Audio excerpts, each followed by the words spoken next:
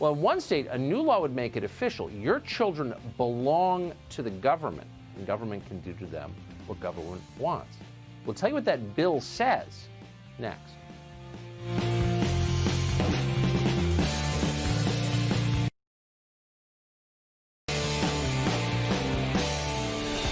One big change in this pandemic is that you're no longer allowed to raise your own children. The experts raise them. You don't decide when to send your children to school. You don't decide whether your kids can go to the playground or not. Other people make those choices. Now, lawmakers in the state of Washington are going even farther. They're advancing legislation that would prevent parents from making decisions about their children's medical care, serious medical care. The new law under consideration would establish, quote, school-based health centers where minors can receive medical treatment without parental consent. What is the point of this? There is a point. Cyrus Crone has spent a lot of time in the Pacific Northwest. He's the author of Bombarded, How to Fight Back Against the Online Assault on Democracy. Cyrus Crone joins us now to explain. Cyrus, thanks a lot for coming on. Hi, Tucker. Thanks for having me. Appreciate it. The idea behind this is objectionable. Of course, you ought to be involved in your minor children's medical care. But what's the purpose of this, do you believe? Well, it's further separating decision-making between the child and the parent.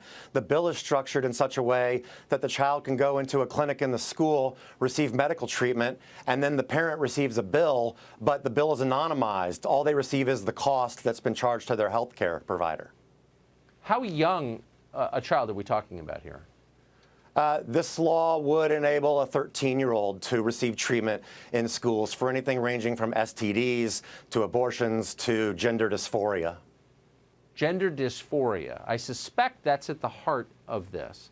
So the idea is that your child could be convinced by, say, a therapist at school that he or she needed a transition and could receive life-altering drugs from the school without your knowledge. Is that your understanding of it?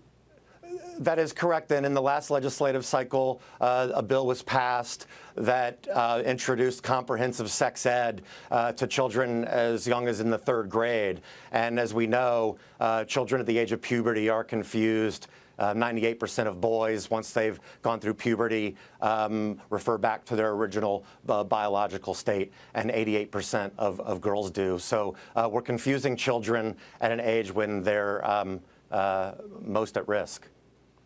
And so now some school employee could make this decision completely separate and apart from the parents and begin to change a 13-year-old's body irreparably without any parental involvement in it. I'm repeating this because I want to make certain this is what is going on, potentially.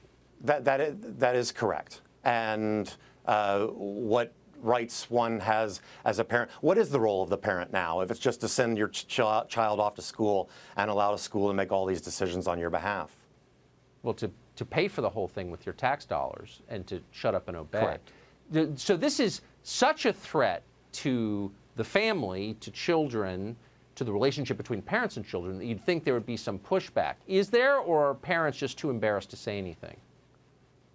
This bill is currently in committee. Our legislative cycle begins first week of January. So House Bill 2288 in Washington State is what I'm trying to raise awareness around and make sure parents are aware. And particularly during the age of COVID, it's going to be very difficult because it's going to be a virtual session for parents to be able to go and lobby their legislators in person. So the time is challenging to refute this legislation.